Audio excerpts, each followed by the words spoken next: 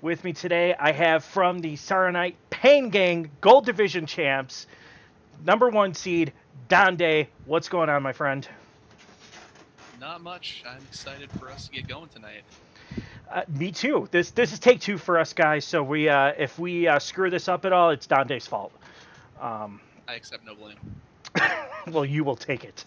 Um, as your captain, I force you to take blame in this matter of stream failure. Anyways, we got a really cool match tonight. It's an MCL match, which I'm really excited about for many reasons. First of which, we got Imposition versus Finnick Odair, which Finnick is actually Imposition's son, which is really cool. I'm a dad. Donde's a dad. I can't wait for the first time I ever get to, just kick the crap out of my kids in Hearthstone. I don't know about you, Donde, but I'm sure you're looking forward to that day. I mean, if Hearthstone's still a thing, because my daughter's 18 months old, so I guess we'll cross that bridge when we get there. Oh, my kids are older. I got 11 and 8, and they play. My 8-year-old plays Hearthstone, but I feel bad beating him because he doesn't really understand what he's doing. But once he does, man, I can't wait to just get in there, And Finnick was talking a little trash today. He said he's going to kick his old man into the Nether, so or the Shadow Realm actually. So this is going to be fun. I'm sure they're near each other. They're going to be, talking trash the whole match, as I would be if I were playing my old man. But another reason I really like MCL is deck lists.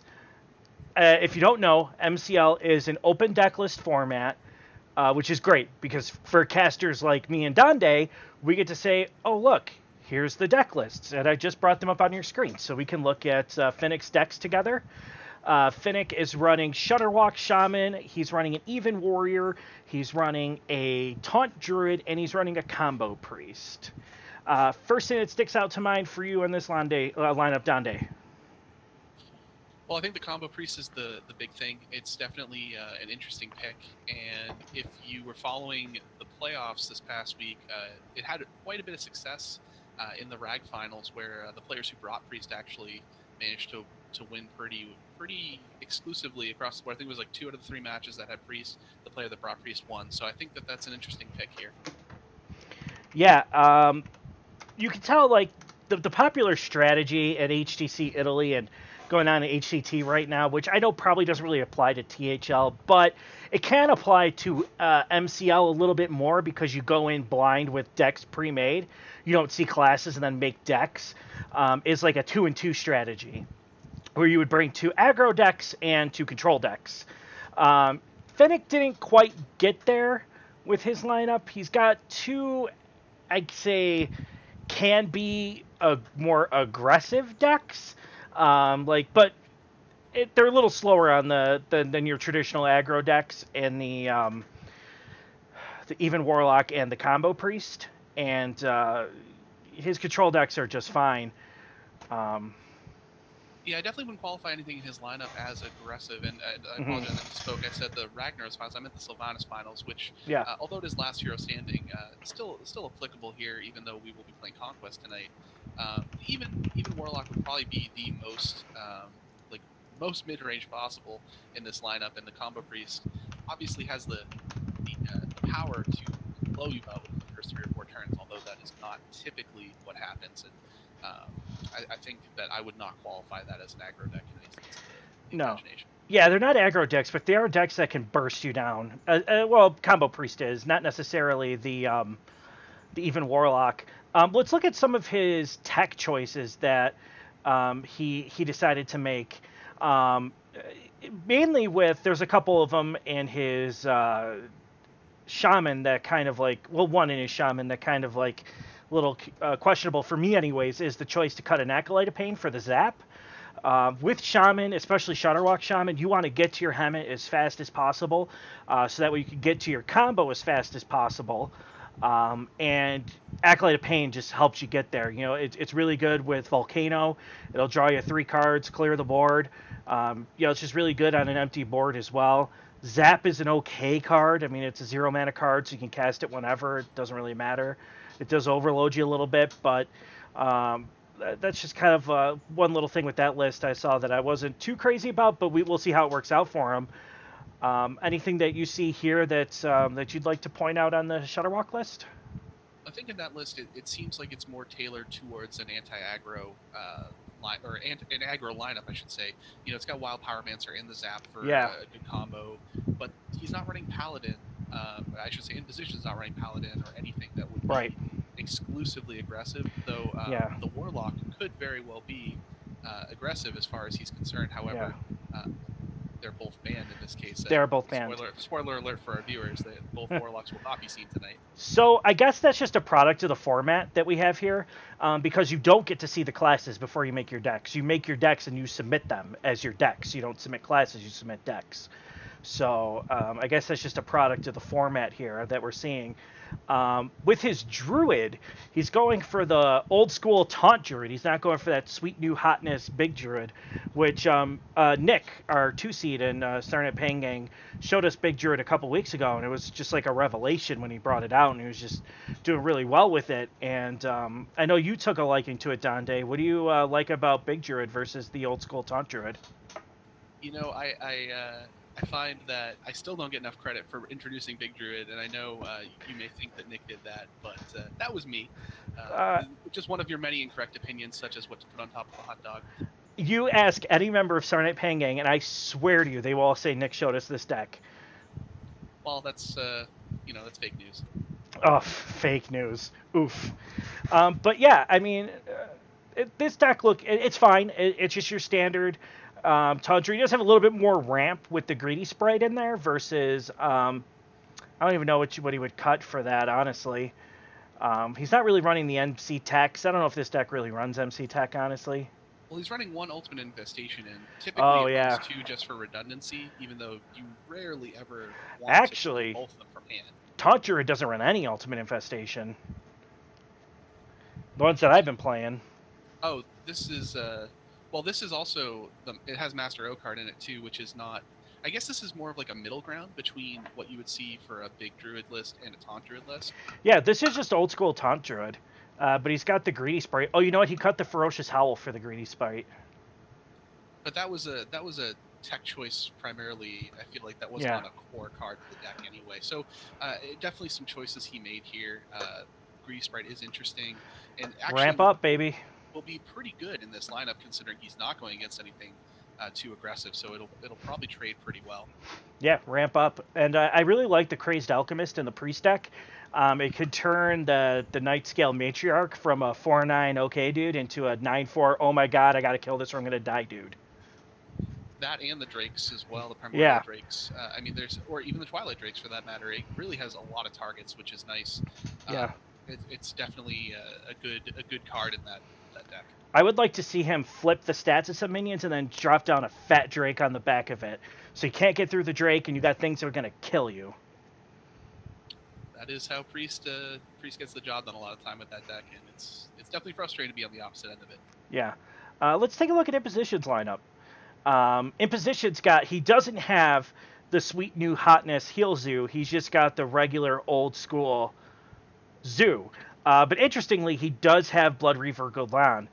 What do you think going with old school Zoo versus sweet new hotness Heal Zoo? I think it's tough to say one is necessarily better than the other, with the Heal Zoo being extremely popular in the last week or so. But this one does have its charms as well. The Gul'dan lets you kind of have a little bit of a second opportunity. As you know, when Zoo loses board, it really has a hard time getting it back, but this actually gives you a little bit of a reset, plus the hero power. Oh, we lost Donde. Necessarily better than the other. Okay, you're back. Oh, we lost Donde again. You lost me again? Oh, no, there you're back. Time for a new headset. I should really invest. All right. I think we were picking up what you were putting down, though. Where do you stand on Doomguards versus Leroy Jenkins? This is something that I have thought about quite a bit, and I'm kind of a fan of going one of each, just because if you get both Doomguards in hand, you have the likelihood of one getting discarded, and then you're completely out of luck if you want that extra burst. Whereas if you put the Leroy in, you can always go Leroy into Doomguard, and you're guaranteed to get both on board on turn 10. Yeah, I like Leroy because I have a golden one, and it's pretty cool. as good a reason as any I've heard. And he's got the best animation. You're like, and you feel really good when you play him down, and that happens. Like it does things for me. I'm sorry, it's really awesome. Well, it's definitely been a card that has been popular for a long time now, ever since Classic didn't even have any expansions in the game. So it's a card that will always have a home in aggro decks. Yeah. The next two lists we're gonna kind of glaze over them a little bit because they're pretty standard lists, and we're running short on time because we did have an issue with the stream keys earlier. This is actually our second take, and these players want to get into their match. We got a pretty standard even Shaman. Not a lot of really interesting techs in there. It runs the Kalamos. I guess that's the one card that you could say that's kind of not core that it's running, but I see it a lot. And we got the Taunt Warrior, which runs Run Apple Bomb, which you don't see a lot of. Any thoughts on these decks really quickly before we talk about the deck I'm most interested in talking about of his? No, as you said, they're both pretty standard. I think the Warrior deck is a little bit more geared towards completing the quest quicker and without any of the top-end taunts, or at least too many of them, like the Primordial Drakes. I think that will help him get there a little faster. Yeah. And then he's got the Token Druid, which the reason I'm really excited about this Token Druid is Injured Blade Master. It comes out with Oaken Summons. It comes out as a 4/7. It can always attack. It doesn't have Taunt. But it's taken the place of the Ironwood Golem. I think I might like the Injured Blade Master better. I know guys like Muzzy were experimenting with it earlier on. But if you have to play from hand, it's not a 3/6 like the Ironwood Golem. But the Ironwood Golem, if you have to play it from hand, chances are you really can't attack with it. I don't know where I'm at with this. Donde, tell us where you're at on this card choice. I like it. It's interesting. It definitely gives the deck an even more aggressive bent than it already has. Obviously it's not aggro deck, it's more of a combo mid-range deck, but this lets you get a little bit of extra pressure in, and a few extra chips could be the difference between only needing one Savage Roar or needing two Savage Roars, or branching paths, as the case may have it. So it definitely has a place, and I've never personally seen it played against me, but I think it's an interesting pick. And not for nothing, I know it's not going to come up in this matchup, but in other matchups, when you're submitting decks, again, you don't see classes, it trades well against Hench Clan Thugs. Because, 4 attack going into a 4/4 right after it gets played. So, I mean, that could probably be why he chose to include it, but it's a really interesting card, and I'm excited to see how it works. We were talking about this matchup-wise before. It's a pretty even matchup. The one matchup that we got to watch out for is Fennec Shutterwalk Shaman. It only really has one favored matchup in that Warrior, so it's got to find a way to get through. Yeah, that's definitely going to be the centerpiece of this series, I believe. It does have a positive matchup against Warrior, as you said, but it's pretty unfavored against Druid and Shaman. It was also unfavored against Warlock, which we won't see, but I think if he gets that Shutterwalk Shaman through, I think that gives him a massive advantage in the rest of the series. Yeah, we had a double Warlock ban, as you can see, so let's get a message out to the players, let them know they can go. We are live. Let's get a message out to them, but we got Imposition, who's going to be on the top with his Druid Shaman Warrior against his son, Fennec O'Dare, who's got his Druid Priest Shaman.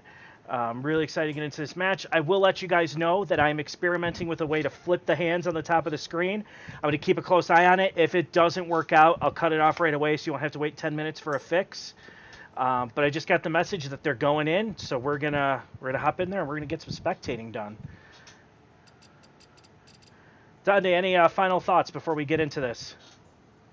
I'm excited. This is my first MCL experience. I know it's Conquest just like Rag, but it's a different league, so I'm kind of interested to see how these guys do. Yeah, it's more like your traditional, HCT playoffs or whatever. Once you get in there and you have the open deck lists and you're just going into a tournament with 4 decks, that's kind of what this is. It's a really fun format. I'm super excited about it. Last week I got a win with Murloc Shaman. It's pretty awesome. I think it's nice, as you mentioned, to see the deck list, because that really lets you take a higher thought process as far as what your queue order is going to be. Yeah. Absolutely, and it lets you make very specific matchup charts. You're not like playing the guessing game on your matchup charts. Well, if he does this, I could do this, and I could do this, and he could do this, and then this is what the matchup looks like. But if I flip to this deck, it looks like this. But then if he flips like this, we've spent hours going through that in team meetings, and it's frustrating sometimes not getting the line. But when you see just the full decks, you know exactly what you're queuing up against every time. Yeah, I think it definitely lowers the frustration level, at least in that first game, before you have any idea what your opponent's going to queue. And we're just getting into the match now. They're queuing up right now, so let's hop in and let's see what we got going on.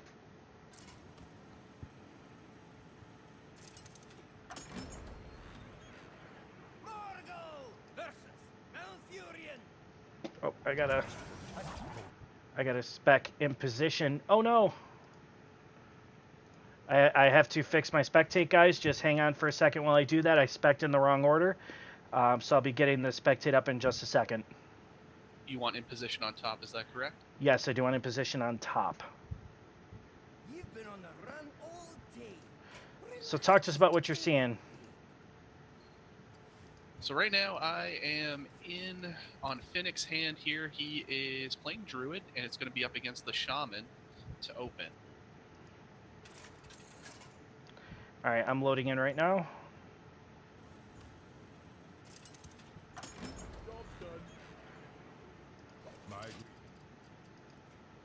We are just getting into the first turn. The position is going second on the coin here. Let's see how this this looks on the hands. Give me just a second here. I want to check the hand flip. Put this apple on your head. I like in position's hand to start.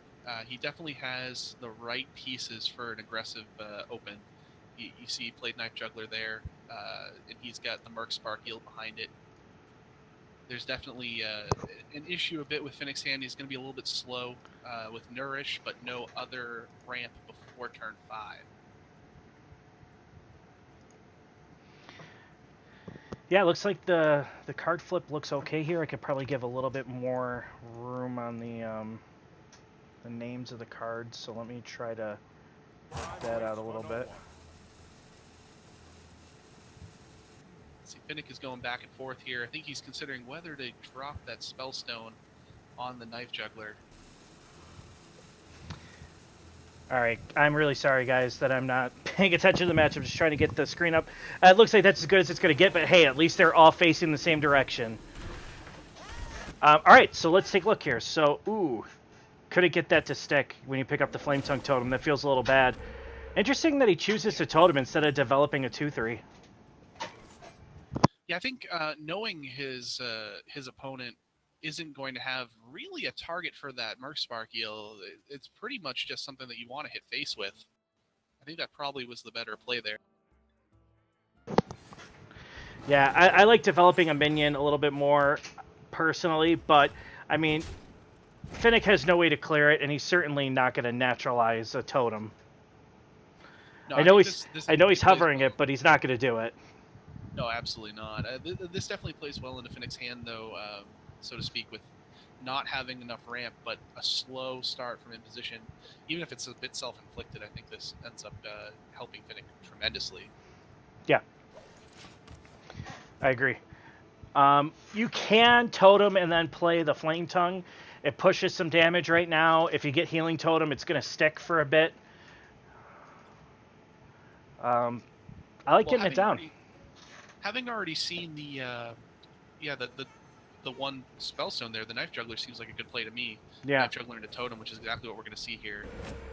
Oh, and that Healing Totem is a great pickup. That means that it's not gonna allow him to kill that Wrath of Air Totem. Yep, and it's a pretty good naturalized target, but he's just going to Oaken Summons, which is fine. Good positioning by Imposition. You want your totems to slide in towards the Flame Tongue, so I would expect nothing less from a player of Imposition's caliber to be properly ordering. He does have the option to place Greedy Sprite here, but I think for efficiency's sake, the Oaken Summons is probably the better pick. Yeah, he's got Oaken Summons is fine. I like it. It pulls his Ironwood Golem Was he running the Tower Creepers? I I spent so much time looking over the deck lists, I've totally forgotten about him already. He was not, to my knowledge. Let's look at his deck lists again. No, he's not running the Tower Creepers, and he already pulled his Greedy Spite, so that's gonna pull an Ironwood Golem, which contests the board fine. Yeah, rarely do you run the Tar Creepers in a deck like this, since you want your Hadronox to pull really big taunts, and Tar Creeper just isn't going to cut it. So Imposition can get through and take minimal damage. He could bump in his... he could play the Earth and Might on the Flame Tongue. Not on the Flame Tongue, I'm sorry, the Knife Juggler. He could play his Flame Tongue and then bump in twice, or he could just double Earth and Might and say, what's up? That is not necessarily the play I would have made, but I can see why he would do it. Oh, the punish. Yeah, that swipe pickup is pretty big. Now he doesn't have to use Naturalize, though he could still nourish into Naturalize if he would prefer, and still have the swipe available after that. Yeah, Nourish on 5 seems pretty good, but he's not holding a lot of things to do once he gets all that mana to spend it on, right? So I think that's the key here, yeah. He'll have a bunch of mana and nothing really to spend it on. So maybe Swipe's fine. I mean, he might end up nourishing for the cards, honestly, at some point. Yeah, I definitely tend to agree with the way the hand is made up right now. Nourish is not necessarily a must play on 5, since, like you said, even if you do ramp up to Hadronox, you're not going to get value out of it yet. So I think the Swipe is the right. Swipe's the right call. He could Branching Pads for the draw, actually.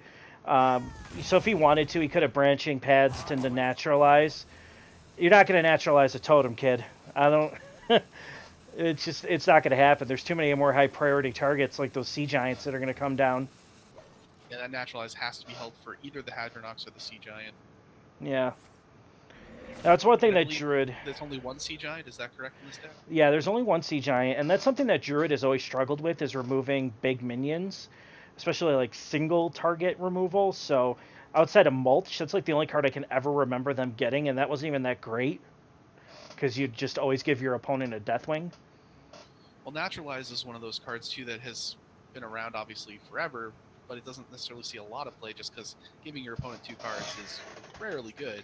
Yeah. But in a meta like this where people are running just giant, literal giants and other large minions, it's actually very helpful to have. Yeah. So he's got that. So, but if he doesn't use it on the giant, he's got nothing else. Oh, we're gonna see double. Are we gonna see double Flame Tongue this turn? Looks like he's thinking the Direwolf, which he does play. Yeah. There's no punish for going wide because there's no Spreading Plague in this deck. You know it. You have the deck list. You know there's no Spreading Plague, so you're just gonna go, wow. Second swipe pickup. That's absolutely huge. He can leave just a couple totems on the board. We know there's another Flame Tongue totem there for refill, and he can even nourish into it. No, he can't nourish. Never mind. Dark Side's dumb. I mean, like you said, the swipe pickup is absolutely massive. I mean, all you're really doing here is just trying to stall as long as you can to get to your end game, which you know will be much heavier than your opponent's end game, and he's got the tools right now. Yeah, so if you're Fennec, right, you know, Dad's almost out of cards, right? So he's got 3 cards in hand. Unfortunately, it's Hex and another Flame Tongue Totem, which Hex can absolutely be back-breaking in this matchup. If his Witching Hours pick up Frogs, it's over. But he's got to clear this board out and just hope that there's no refill on the back end that's worthwhile.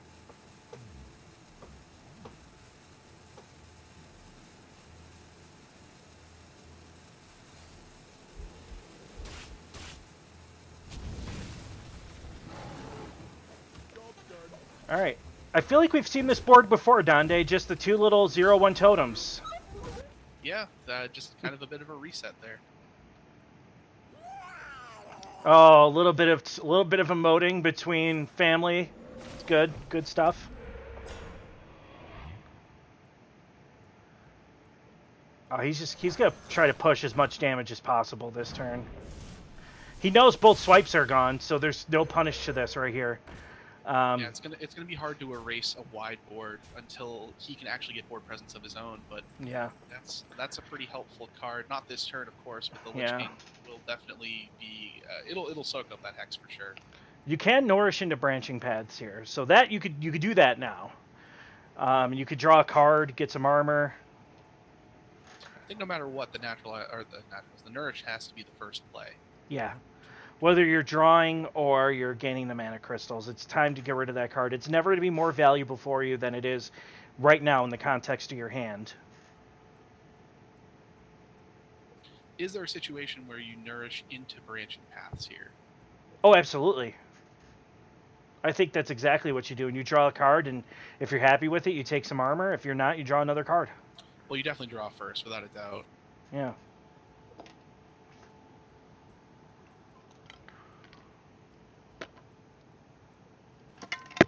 But every card in his hand 3 or 4 times so Yeah. far. Here comes the nourish.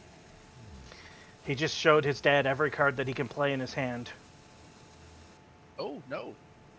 Greedy Sprite Stead Caps. Here it is. I'm not sure what that accomplishes for you versus...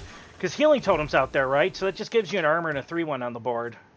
Yeah, there's not a whole lot of advantage to that play, I don't think. I mean, you're at this point, that 1 mana crystal is not going to be the difference, and you're going to be able to play Lich King next turn no matter what. Going to turn 9, I guess maybe he hopes it dies and he picks up Dragon Hatcher, I suppose. Yeah. You kind of want to bait out some hexes, too. Like, you know that there's been a card that's been in his hands for a really long time. You know it's not a minion, and you know it's probably not a sea giant. So I think you got a pretty good read that hex is in the hand, and maybe he just wants to try to bait those out. That card, not only is it in the hand, it was kept in the mulligan. Wow. He's here.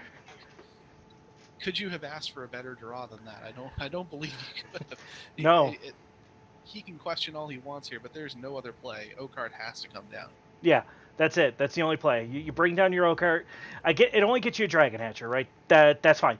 It gets you a Dragon Hatcher, a Dragon, and O-card. You got a 5/5, a 2/4 that has to be answered, and a Dragon, which is either going to be a 4/8 or a 4/12. He's got 2 hexes in hand. He can hex both targets, but then you could just develop your Lich King, and then what?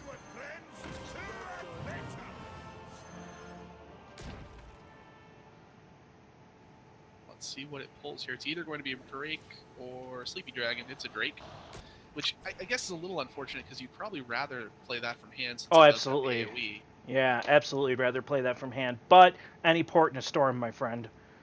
Yeah, at this point, he definitely needed a board presence, and he has it. But we're going to see what in position will decide to hex here. I think. Yeah. I don't know if he uses both, but it's possible he just rips both out right now. He could. And if he rips both out, you could just develop your Lich King, and you feel pretty good about it.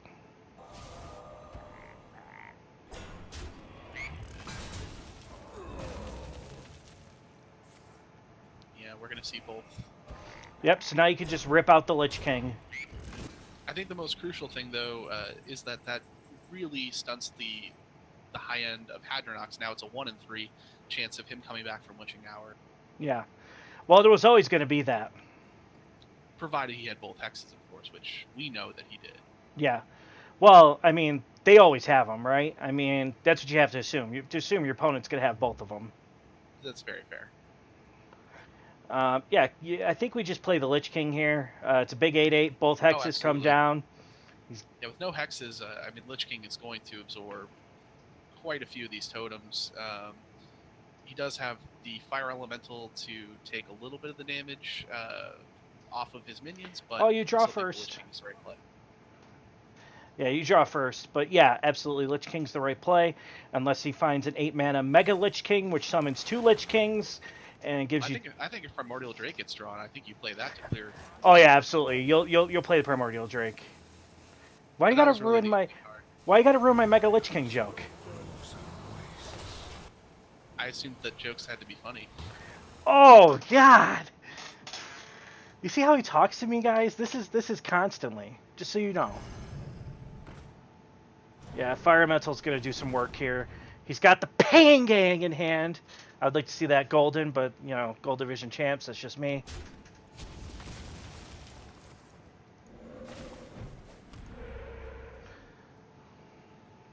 Interesting decision to use that totem and not 4-2 and the 1-1, but I don't think it's going to make much of a difference. It just No, it really doesn't make a difference.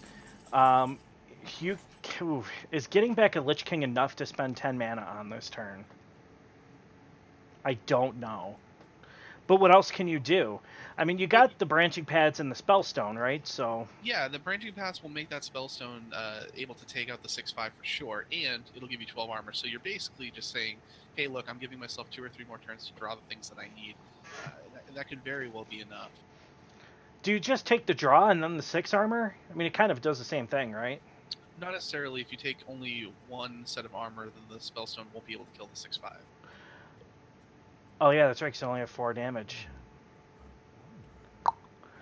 I think he just doesn't care. He's about to face tank stuff. Oh, that is a real aggressive. I mean, unless he's going to naturalize right here. Yeah, I think he might naturalize a 6/5, which, giving even shaman that's out of cards is... Oh yeah, that's, I think, oh, and that's, if you can't tell, I'm not a fan of this play. Yeah, I don't know. But you've taken the line. Now you have to commit to it. I guess you just hope you don't give him fire to his hand, but Oh. oh my goodness.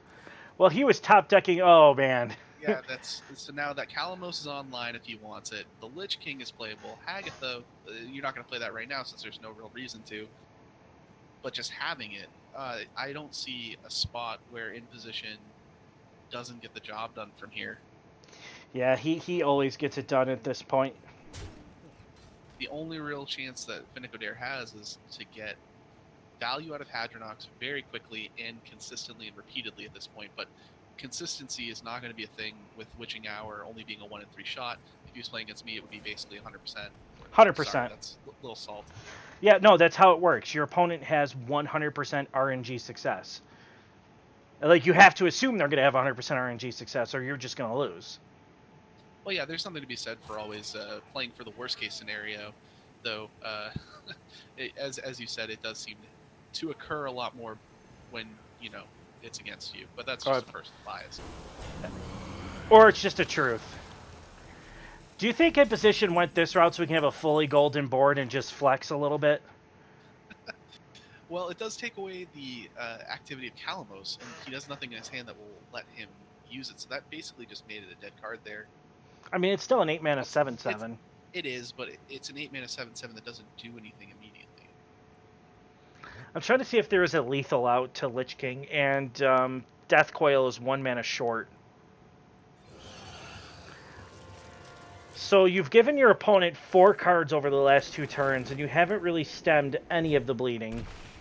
Should he have hit the totem first to get that back as a taunt as well? No, because you don't summon it yet because you're...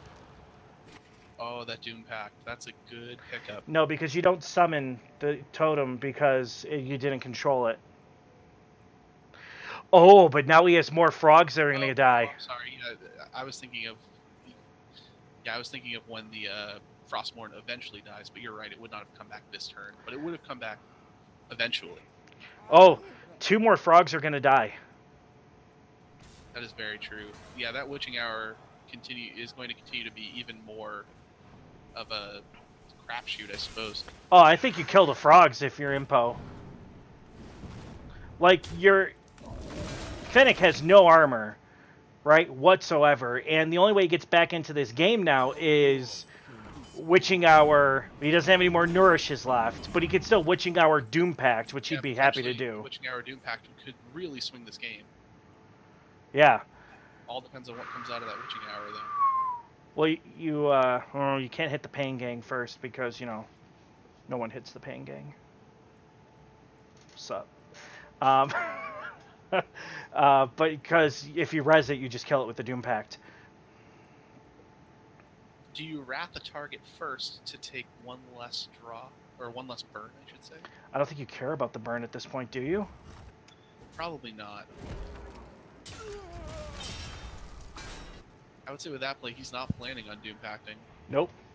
Oh, but he gets a Flame Tongue back. Actually, this is pretty good. He can give his minion some attack, give him some longevity on the board. I like this, actually.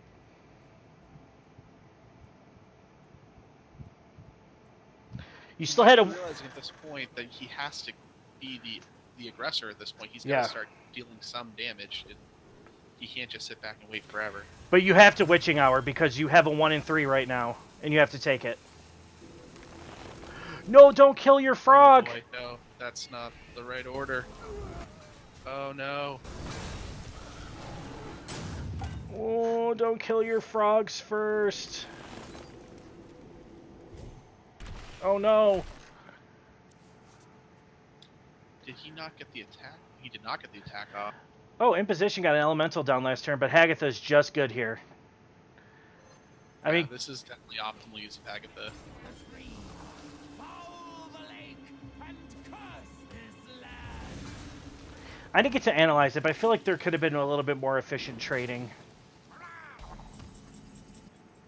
I agree with that. I mean, I think we're a little bit not blinded by the fact that the play wasn't exactly what we had expected, but the crux of this deck is that Witching Hour bringing back your Hadronox, and you're just pulling yourself further and further away from it willingly. Yeah, I mean, that's like basically your only out right now. Your deck isn't so saturated with threats that you could just rely on drawing those threats and winning the game. Like It seems like at this point, Ultimate Infestation is going to have to be the play. Yeah, like if we look at Finnick's deck, he's got 1 Dragon Hatcher left, he's got 1 Sleepy Dragon left, 1 Drake, and maybe an Ironwood Golem, and that's it for his cards. Well, it gives him 2 shots at Witching Hour now. I'm wondering what he's looking to draw here. Is he trying to draw a cube so he can immediately Witching Hour and potentially flood the board once more? Oh, he does have the 2 cubes, yeah. I mean, I guess that's got to be your out, right? If you hit on him 1, you He's down immediately to 6 cube cards, it. so the odds are there that he's going to draw one sooner than later. Yeah. So here's the thing to me. He just used both Nourishes for cards. That gives you 6 cards. Ultimate Infestation gets you 5 cards, but gets you armor and board presence. Yeah, Ultimate Infestation probably should have been the play. Because that Ultimate Infestation is now a completely dead card. You're never going to use that at this point because you'll instantly fatigue yourself. Oh, Blazing Invocation. That can discover him a Shudderwalk. And so can that one. Yeah. I think Oh, that's going to be a One cube. Yep. I think that's the only minions he's got left at this point. Nope, there was the Drake, and that. Is the last Now cube there's one bottom card of left, his and deck? It is a cube. It is his 30th card. Well, you could draw it, Witching Hour, and if it's Hadro, you just cube it. You have exactly enough mana for it. So If you wild growth into the draw, into the Witching Hour, into Doom Pack. But you're relying on a 1 in 4. Well, 1 in 5. That's So the it's a point we're at in this 20% game. chance. So I think you oof. You don't Dragon Hatcher. It's not pulling At anything. this point, you're kind of in Hail Mary mode. The board is lost at this point, other than Doom Pacting. And Which you could do next turn at no penalty. Right, you can't do that this turn, just because that gets rid of the 1 cube you have left.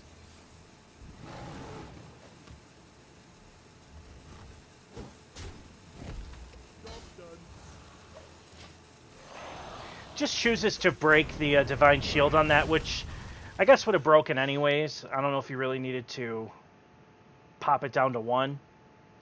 You could have killed off a Pain Gang there.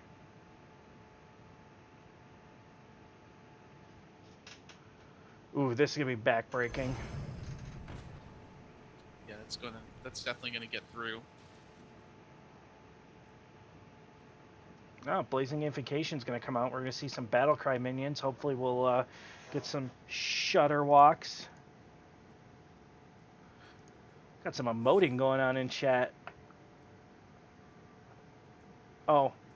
Well, it looks like Discover messes with the hand flip. I'm sorry, guys. Well, the pick there was Big Game Hunter. Oh, and Grumble shows up as well on the second I could one. turn it off when that comes up, actually, so we're good. I just got to be on top of my game when these Discover mechanics come up.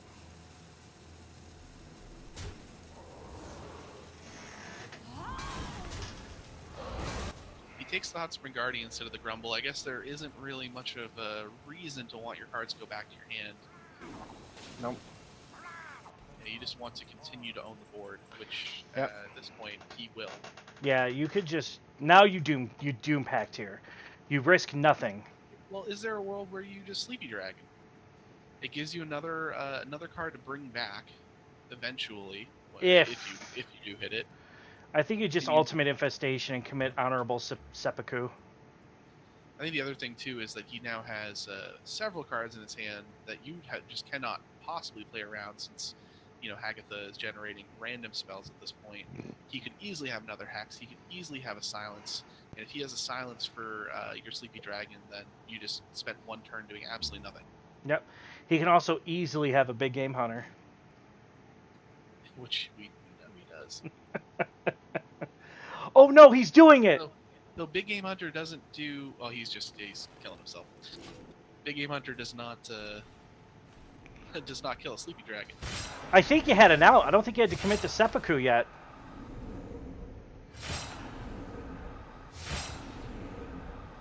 Yeah, he could have potentially brought stuff back with Witching Hour, but I think the writing was on the wall in this game. Yeah, you witching hour and you doom pact. Like, I mean, you have a 20% chance, but that 20% chance went to 0% chance when you made this play. Oh, going with the little friendly BM. Oh, he could have just passed and the game would have ended. Yeah. So that was game one. We're going to have Imposition up with his Even Shaman over the Taunt Druid, which, generally speaking, Taunt Druid's usually the favorite in that matchup, wouldn't you say? No, actually, Even Shaman is favored between Even Shaman and Taunt Druid. Well, what do I know? I'm just a scrub What do you 4-seed. know? Nothing.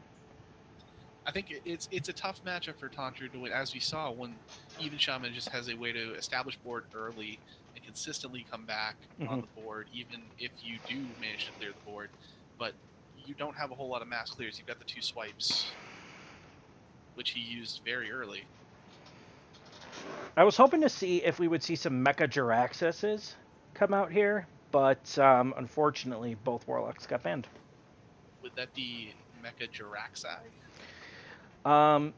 Yes. I think it's Mega Jirax. I think you just cut the us, and it's just Jirax when they're plural. That just sounds like giraffe. Yeah, I don't know. We'll ask Brode. Oh wait, Pretty sure he has absolutely no dog in this fight anymore.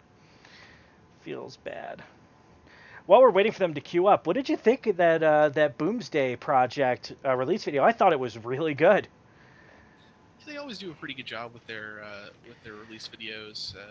I mean, I'm excited for any new content.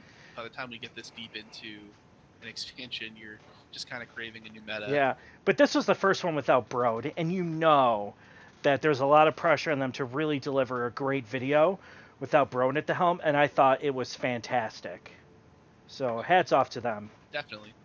Yeah, they're in a tough situation, moving on from a guy who is absolutely a force when it comes to community engagement, very well liked, and I think Blizzard knows what they're doing when it comes to advertising and monetizing, and they'll find somebody to take up the torch. Yeah, but these are just game developers, right? They're not like actors or game people. Like Brode just had it, right? He just had the charisma. He had it, and these other guys, like, who knows if they got it or not, and they're not actors. They're just they're dudes that make video games, but they put on a great show and it was really entertaining, and I was super impressed with it. Actually, we got like a cartoon at the end. It was pretty cool. Yeah, they did a great job. I have no complaints about it at all. And it was so good, I immediately had to buy both bundles. so I'm just have 130 packs staring me in the face. Well, I can't say that I'll end up buying both bundles, you know, because I like to remain married. It's overrated. Well, wonder what is the hold up here. All right, we're getting in. Oh, that's right as I. You're like, all right, I don't want to talk to Darkseid anymore about these. Well, I mean, you're trying to break up my marriage over here. I'm a bad influence. All right, what do we got? Druid, well, not a mirror, but Yeah, it's Druid Lunara versus Malfurion. I must protect. So as we know, Finnick is going to be sticking with the Taunt Druid, but we're going to see Taunt versus Token. Which Taunt Druid definitely has a really good matchup here. Is that your final answer? Yes. I know I'm right on this one. You are right. I just wanted to add a little bit of the drama to it. Yes, Regis, that is my final answer. But yes, Taunt is definitely favored against Token. It's all dependent on ramp, really, and right now we don't see it in his hand. I would be shocked if we weren't looking at a full mulligan, which there it is. Yeah, if you don't... Howden Mulligan is Druid. Do I have ramp? Yes. Okay, keep your ramp cards and other good cards. Do you not have ramp? Yeah. Do you not have ramp? No. Chuck your whole hand. Well, the O card is very nice. There is no clear path to get to it before turn 9 yet. That is not an ideal draw for sure. In position has a lot of cards to deal with the early board, but we know there's not going to be an early board for Finnick Odair. Yeah. So no ramp from either Druid. So I'm going to go take a nap, and I'll see you in like 6 turns. Yeah. Injured Blademaster in hand. But I think you're okay with playing it against Druid because, like I said, they like you mentioned earlier, they don't have a ton of great removal, and if you can waste Spellstones on that, I guess you don't really have any other threats for Spellstones anyways, so it probably doesn't matter. I'm just... Yeah, no, I think it's not the worst thing in the world. Obviously, you don't want to draw all of your Oaken Summons targets out, but as long as he gets value out of it, I think it's fine to just play the Injured Blade Master. Well, he'd have nothing else to do on 3. At this rate, he's not going to. Yeah, he does have Nourish in hand, so he's eventually going to find some ramp. Right, but no coin, so it's still going to be a natural turn 5 play. Yeah. Man, can you imagine only being able to ramp on turn 5 for 2 mana crystals? Might as well play another class. What kind of shenanigans is this? If I wanted to play cards on curve, I'd play like Priest or something. You love Priest. Well, he picked up the Savage Roar, so he's not going to play that. Blade Master is the only playable thing in his hand. It's just whether or not he wants to play it is another thing, and I can't blame him for passing on it. Yeah, I mean, you can hold it for a more complete Whispering Woods turn earlier. You know, obviously, it depends on how many cards you have in your hand. Mm-hmm. He doesn't have it right now, but the quicker you get it down, the better position you'll be in against the Taunt Druid. If he picks up a Whispering Woods, is there any chance he ever nourishes for cards? Oh, absolutely. I've definitely made that play myself. Yeah, I have too. I just don't know if it's ever correct. If it used to be you only use Nourish to draw cards. Now it's like, oh, do I use your Nourish for ramp? It's like, what? Yeah, it's definitely shifted. Obviously, it's dependent on what type of deck you have, but Yeah. the premium of the cards in your hand, it's almost like a hand block. You know, where the more cards you have, the better the benefit for your cards. So, I think it's definitely a play where he could do that. Yeah. But at this point, he's still missing so many crucial pieces. Yeah, and UI has really enabled Nourish to become as flexible as it is.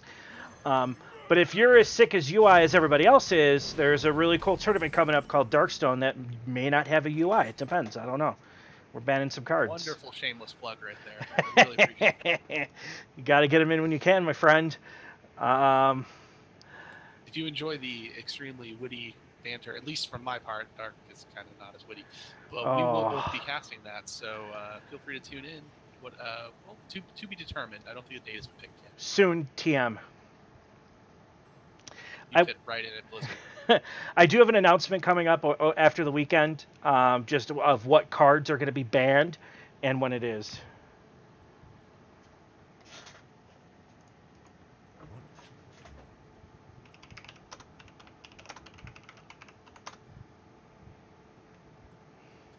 Lots of decisions here. I definitely don't think the swipe is the right way. That needs to be held, knowing that you're going against Token Druid. Looks like he's thinking about branching paths. You can only really draw one card with that, however, since you'll go over your hand size. Yeah. He's got a lot of... Now he's in a position where he's got a lot of things to spend his mana on, but not a lot of mana to spend it on stuff. Looks like he's going to try to clear... Yep, he got it off in time to use that Spellstone and clear the Blade Master. I don't mind that. I definitely think it's... you know, the longer this game goes on, the better it is for you as a Taunt Druid, so I think that's a fine fun. And Phoenix now looking at his dad like, well, he ramped, I didn't. This is going to be fun. Yeah, it's always one of the worst feelings as Druid, and especially now that we see the second Nourish in hand for Imposition. He's perfectly clear to go ahead and use it for mana, knowing that he can go right ahead and use the next one for cards the next turn. Yeah. Yep, he's got the second one you could use for draw. You're not going to use that for ramp at 8. You don't really need to ramp to 10 unless you're holding UI, and even then, you know, probably better off just getting some cards, playing some stuff. Yeah, at this point, it's definitely going to be for cards. I mean, unless he draws maybe Whispering Woods into using Soul of the Forest next turn as well. But if he does that, the game pretty much just ends. Yeah, I agree. Time waits for no one. Looks like the Branching Path is going to come down this turn in the absence of a pickup. Would give him any other real option at all. Yeah, he's desperate for a Nourish, because a Nourish... Yeah, okay. Now I can gain some armor. Nourish was huge. Because he can Nourish up into, what? He goes from 6 to 8, then he'll go to 9, and you just sell cards on 2 turns from now. Not only that, he drew it on the first draw out of, if he was trying to take 2 cards off of that, it gave him the flexibility right out of the gate, which is nice. And there's a Whispering Woods pickup, too, for Imposition.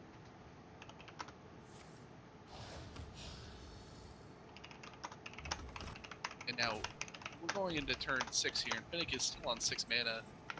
Even with that Nourish, I still think he's a little too far behind at this point.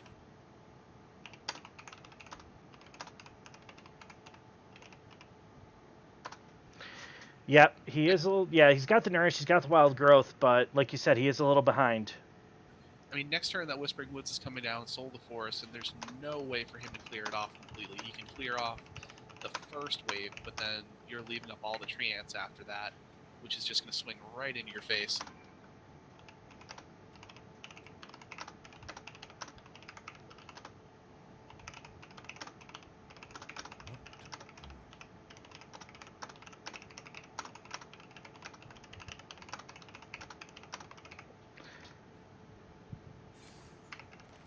Looks like he's going to Nourish for the crystals and just try to get his mana up there.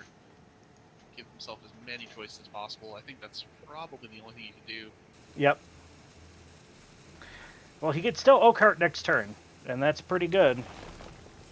He can, but if the Whispering Woods comes down and the Soul of the Forest, any sort of Oakheart is just going to get gobbled up by the entire board. This is the obvious play right here. Yep, it's pretty good. Is there a way to... No, you can never swipe Drake in one turn.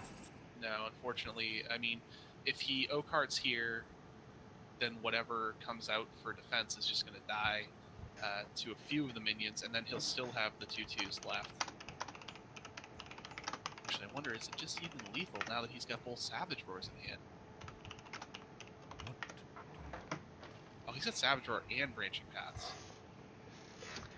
Yeah, he's got all of the burst. Yeah, that turns all those guys into 7/1s. Oof. I think it's just over. Oof, yeah. I mean, this is what shows you in Druid Mirrors. If one person ramps and the other doesn't, it's little you could do. Yeah, there's no play here at all. Time waits for no one.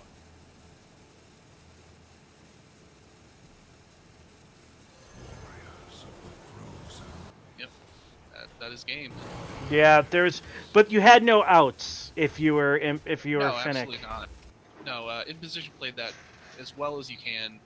He got to his combo first, and like you said, when you don't have ramp, it really ties your hands.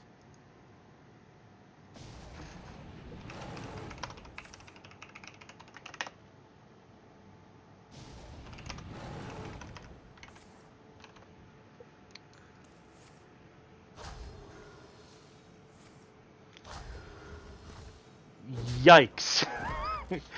Those are That some is, terrifying wisps.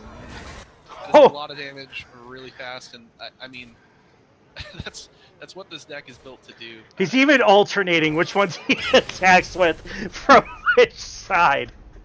I think it's you're rarely going to see in only 14 cards have not only all your combo pieces but all the Savage Roars and Branching Paths to play with it. That's really an ideal scenario for Token Druid, I should say. Even with the lack of ramp he had, he could have easily blown that game out even sooner if he had something like Wild Growth early on. But just it was really well played by Imposition.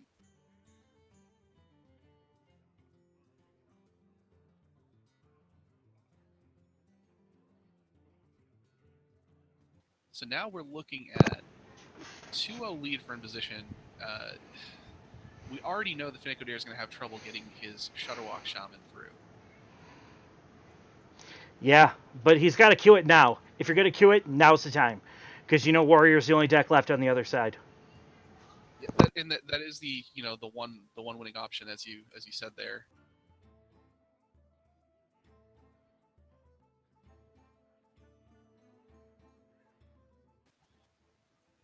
Looking at the other matchups too, Taunt Druid does have a favorable matchup against Taunt Warrior.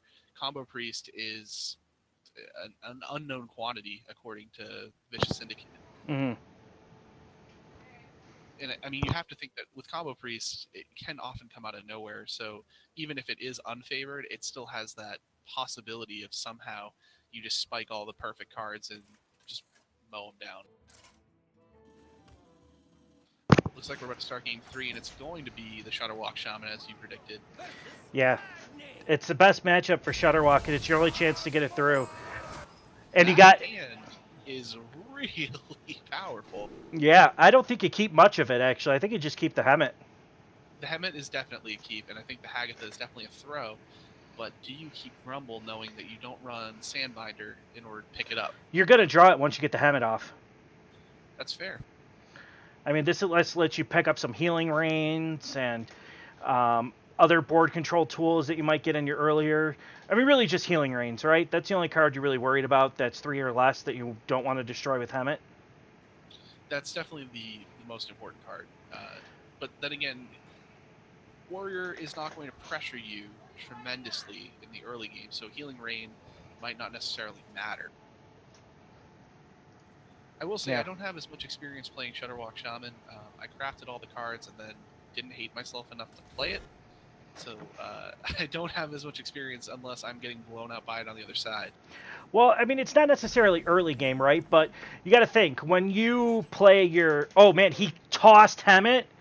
You never toss did. Hemet. Yeah, I would not have done that with my limited mulligan experience for Shutterwalk. So it's not about early game needing the health. It's about when you play your Hemet, you destroy it completely from your deck. So you have no chance of even drawing it when you would need it late game when you're taking rag shots to the face.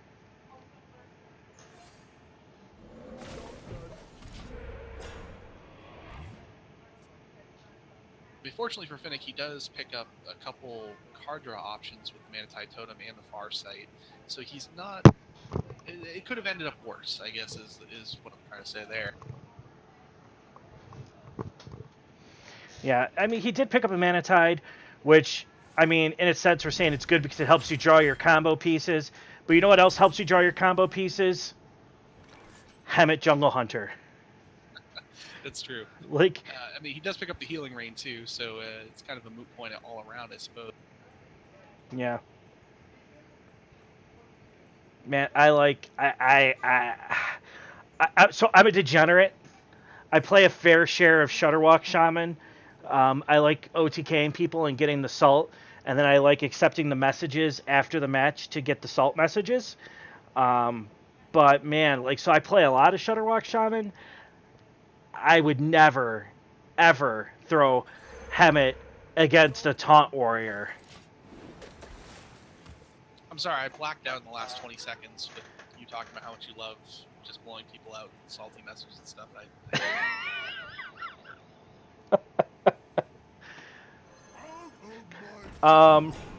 So while Dante's aggravating me, I should let you guys all know that there is a free agent form that you guys can fill out. Dante, where is this form? The form is on my Google Drive, but it's been posted in the THL discussion section. So I've posted it a couple times now. I've been trying to post it at different times of the day and of the week, so multiple people will be around to see it. So it's just in Discord. It's in Discord. If you're a free agent or expecting to be a free agent, or you just want to fill out a questionnaire, because why the hell not? So if you're expecting to be a free agent like Dante. Well, that's breaking news, guys, right here. You heard it first, and I heard it first now. Might as well start filling out that form, boy. It's a good thing I know exactly where to find it on Discord. So yes, please do fill that out. If you just copy paste into an email, into your Discord message, anything to me, there's going to be a list of all free agents going out the day after the Ragnaros finals. So every captain will get to see who you are. Yeah, it's great work, actually. It's probably one of the best things that's ever been done in THL, but Farsight hitting Earthshock is not one of the best things that could ever happen, and there's nothing you could have done about it, of course. You had the Farsight, you had the mana, you had to draw it. It's just really unfortunate you didn't get that Acolyte. Yeah, there are definitely better targets than that that it could have hit. Everyone in the deck except for, like, the couple Glacial Shards and, It's basically like Bright-Eyed Scouting and Naturalize. Yeah, oof. You know what I like in Shudderwalk Shaman decks, and I went on a pretty good tangent about this in THL the other day, is I like Marin the Fox in Shudderwalk Shaman a lot. I mean, I can see why you would play it, but what do you remove for it? I don't even remember what it was cut for it, honestly, but it's just so good. I think I cut an Earthshock for it, so I run one Earthshock. Okay, I can buy that. But like, it just when you start playing your Shudderwalks, if you're in a position where you haven't quite sealed it up yet, you need a couple turns, you can fill up your opponent's board and just make sure they basically get locked out of the game. Like, if you know your Shudderwalk's coming back to your hand, but you haven't gotten Life Drinkers yet, you can just start playing it, getting them back in your hand as one mana, and start filling your opponent's board with 08s, and they can't do anything. This message brought to you by Rank 12 from Darkside. I'm rank 5, thank you. Oh, I apologize. You don't do anything about this board here. I think you just developed the Acolyte. Yeah, I mean, the most important thing is not killing those minions that are really not a threat to you. It's obviously just continuing your draw train. Yeah. No, yeah, they're not a threat. And, like, if he does play something that is a threat, you can Volcano and hopefully draw a couple cards, so... Yeah, there's nothing that's going to come out of Imposition's hand or deck as far as Finnick knows that could possibly kill it without getting some value. I wouldn't have totemed there, personally. And why would that be? Because if you're going to Volcano, you have 2 extra health on the board. That's true. As it stands right now, there's only, 16? 14, 17. Yeah. However, you've got to think he's probably planning on killing the Stoneclaw Totem, and then you can hit with your Acolyte first, Yeah, which would bring it down to 15. So but your opponent's going to develop all on top of predicated that. on him not playing anything, of course. Right, That's and if he doesn't play anything, then you don't Choices. Volcano anyways. Hagatha, for me, in this matchup, I don't know if I ever play it.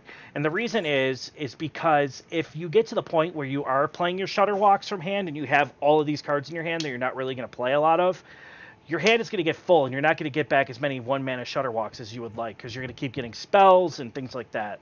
So I'm not really a huge fan. I like Hagatha more against the aggro decks, just for the board wipe. Yeah, I think it's definitely there for the stall factor. If you're still looking to pick up 1 or 2 pieces near the middle to late stages of the game, like you said, in the Taunt Warrior matchup, you're both getting to the late game for sure. I don't think it has as much value as it could have.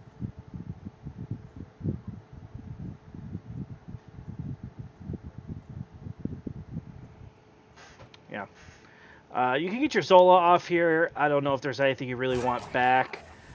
I like hitting it with the Acolyte first, seeing what you get. How many cards do you have in his hand, though? That's the... Oh, he's got 10 in his hand. You can't he's do full that. right now. You can't do that. And unfortunately, that's another thing, is that hand management is very important in a deck like this. You could just burn your 0-mana Earth Shock. You're not going to need it any more than what you already have. Okay, that's fine, too. Yep, no, he did. I think he gets the totem back on board. I think that was the right play. Yeah, that's fine. Yep, now he had space for the draw. I like it.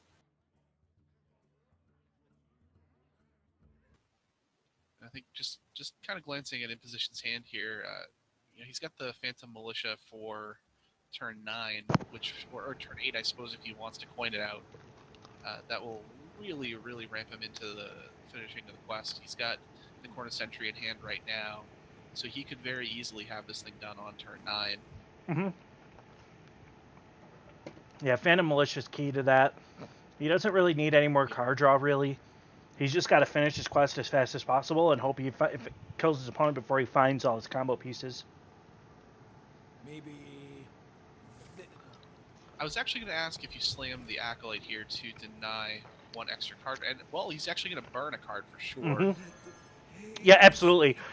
Because what happens? Oh, he's going to burn more than 1 card. He's going to burn 2. What happens if he burns Shutter Walk? It's game over.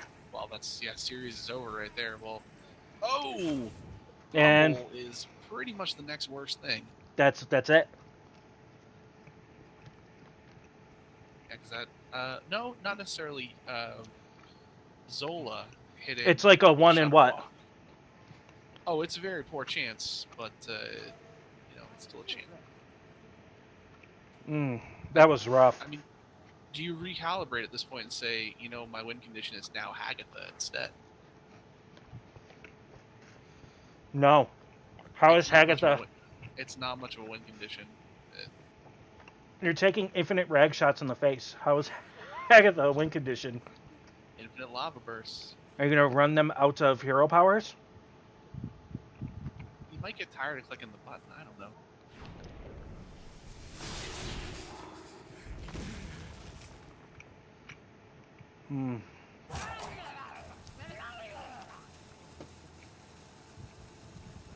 This is a rough spot to be in.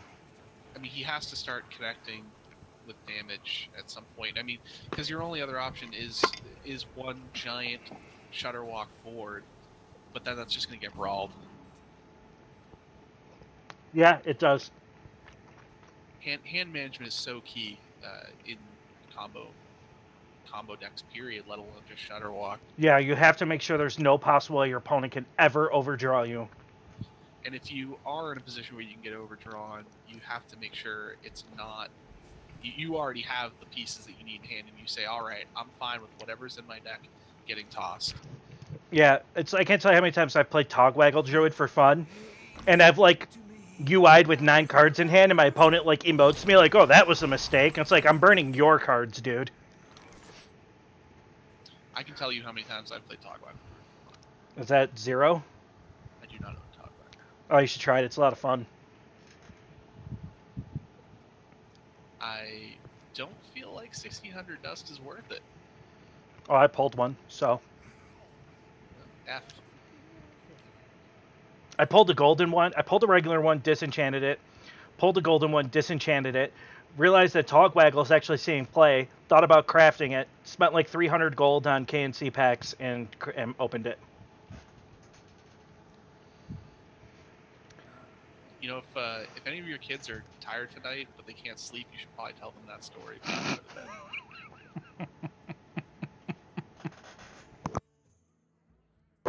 Fill out that survey.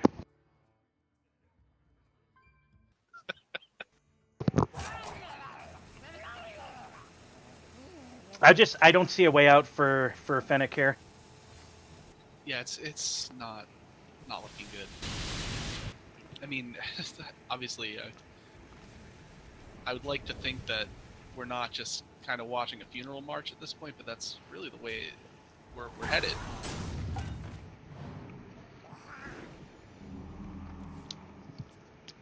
At what point do you just, salty concede? Oh, we had some emoting.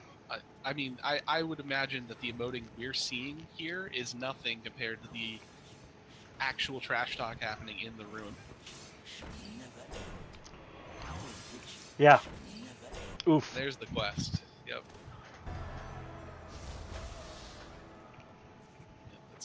That's gonna kick in next turn, and it's just, well, there's Shutterwalk. I guess at least there's that. Well, I think this game was very easily won by Fennec. I think step one, you keep the Hemet for sure. And then you just got to manage your hand a little bit better. I mean, there's cards he could have just thrown out to burn because he knew he was coming up close to the cap, and he had his Acolyte out there. Yeah, it's really a management game. You're not interacting with your opponent's face as much as you would in really any other type of deck. So, oh, you bump in before you volcano. You bump in before you volcano. If you're gonna take that line, you gotta bump in first. No, never mind. Maybe he's hoping to high roll the Ooze Alive? No. Never lucky, man. If he was truly going to take that route, you totem first, then you volcano.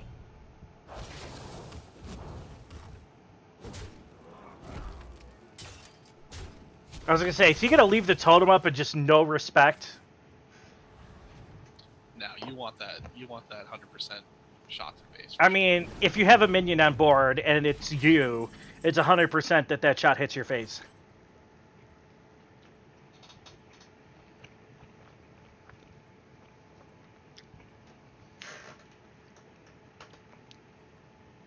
Yeah, sadly, there's very little young Finnick O'Dare can do here. He's taking 12 for sure.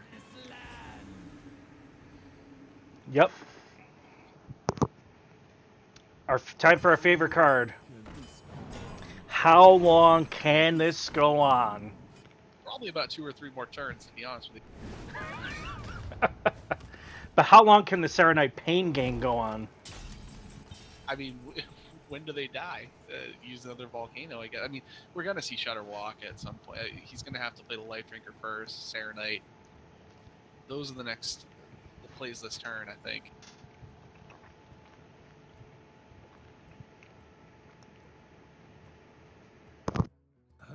I'm just going to mentally prepare as if he has an actual chance left in this game, when unfortunately it's pretty low odds.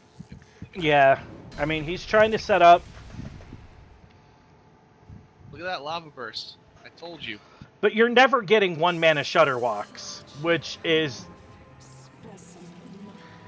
He could just be dead here, unless he wants to lava burst something dead. Well, he can healing. Yeah, you have to Healing Rain.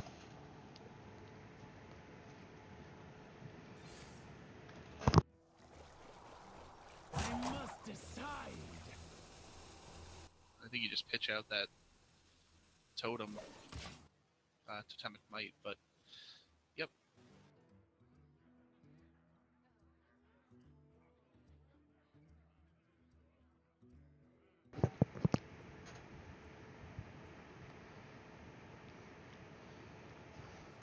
I mean, Even yeah, if he- Totemic Might never does anything for you at this point. No, absolutely not. You just get rid of it to make sure you have hand space again. Yeah, I agree. This is a very unfortunate position.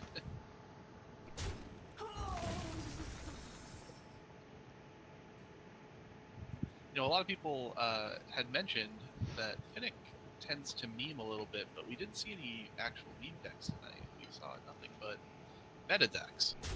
Yeah.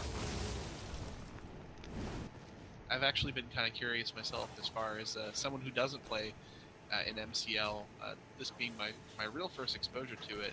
Is it kind of expected that people meme a bit more than No, it's tryhardy. serious decks? You should play MCL. Play MCL. I have free time now. Because Yes, thank we you, were Alien Santa.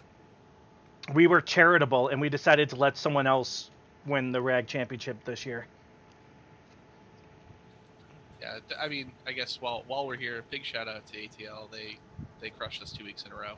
Just kick the ever-loving crap out of us.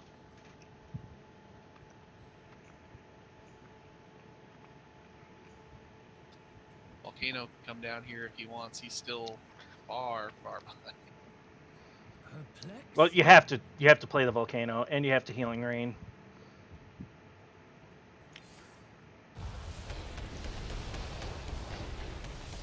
Or do you not Healing Rain and play the Life Drinker so that way your Shutterwalk gets online? No, you chain gang. That too. I mean, you have to play both of them at some point for the whole combo to work. That way your chain gang can go off before you just toss out your Totemic Might, dude. Oh no. Well, he's not going to draw any cards, overdraw any cards, I should say. He's at 10, isn't he? Oh, he's at 9. Okay, I thought he was at 10. My apologies.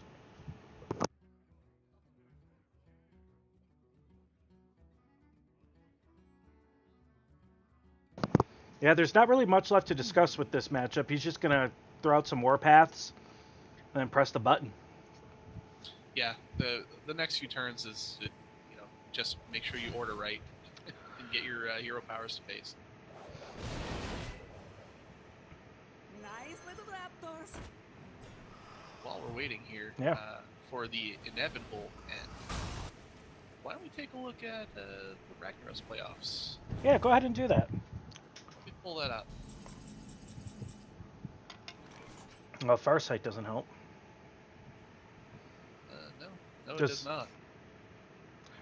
Healing Rain Life Drinker. Get all the health back you can.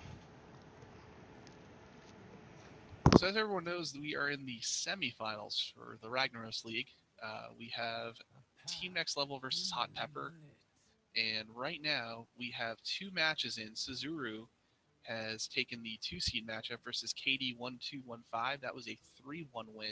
And Altenberg has defeated Cakes 3-1 as well. So right now, Team Next Level is up 8-2 over Hot Pepper with the 1, the 3, and the 5 seeds left to play.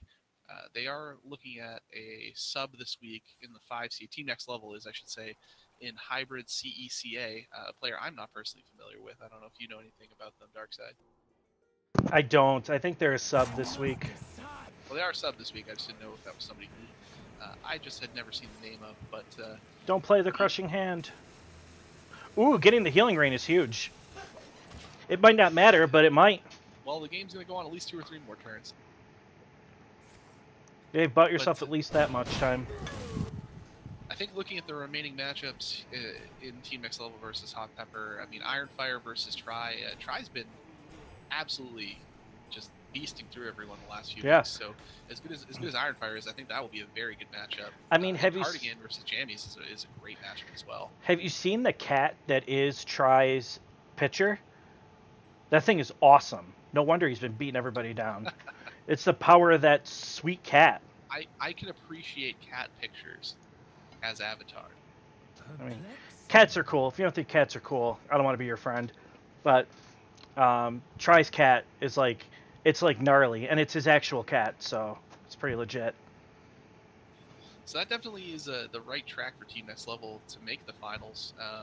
In the red division matchup of ATL versus Vote No Confidence has still got no games played yet. Alien Santa subbing for them again. Good matchup versus. Is he going to get another one back? Yes! He will get another one back. Are you saying that I should be paying attention again? Yeah, there's a chance. There's a very real chance that he stays in this game. I mean, it involves playing 9-mana Shudderwalks every turn, but maybe not. Yeah, maybe not. Well, Execute plus Shield Slam clears the board without any sort of hassle whatsoever. It does, and so does Scourge Lord Garrosh, but then you don't have your Shield Slam anymore. You never are playing Scourge Lord Garrosh at this point. Oh, no, because you'll take away your Ragfire shot. Yeah, that was meant to be played for the quest completion. I mean, against aggro decks you can do it, or other decks, maybe not against Shudderwalk. Yeah, in a deck where the rag shot to face is not your win condition, then that's perfectly fine, but it is here. If he does that, that's basically a possible throw. Yeah, I just derped for a minute. Ignore me. That's okay. I usually do. That's like a move I would make on ladder, then insta-concede out of shame.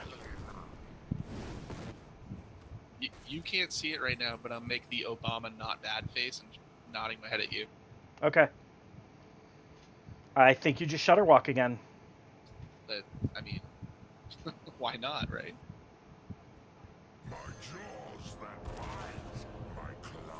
And that's it. The game's over.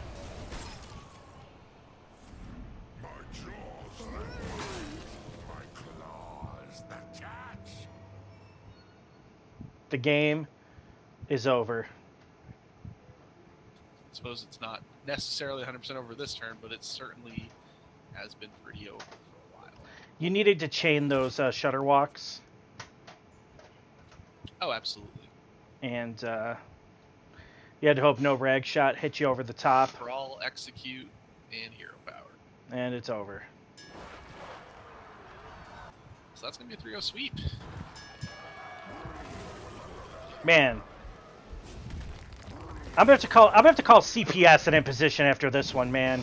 Because he just beat the hell out of his kid. Yeah, he completely flexed on him this whole game. Yeah. Unfortunately, due to time issues, we're probably not going to be able to do a player interview. We ran into stream keys, and we're just kind of sitting around here for a half an hour, and it is really, really late. And so we're going to have to skip the interview on this one, even though I would love to do it. Yeah, just really well played by Imposition over Finnick O'Dare there. Unfortunately, Finnick couldn't get it done, but you know what? They live together. Finnick will get to flex on his old man one day. I remember the first time I beat my dad at something. It took a while, but I got there. Don't worry, you will too. Yeah, it was, an entertaining series, even though the end result was a 3-0. Definitely feel like Imposition had a couple situations where he was not necessarily favored, yet still managed to come out on top. Yeah, and a lot of it was unfortunate, just like, Finnick not drawing ramp. Yeah, it's hard to obviously predict. It's a card game. You're not always going to get the cards you want, but sometimes the best plays come out of what you do when the plan doesn't go according to plan. Yes, I agree. All right, well, that's going to do it for this episode of Friday Night Fight. Thanks for everyone for hanging out. I definitely appreciate it, and you guys all enjoy your night.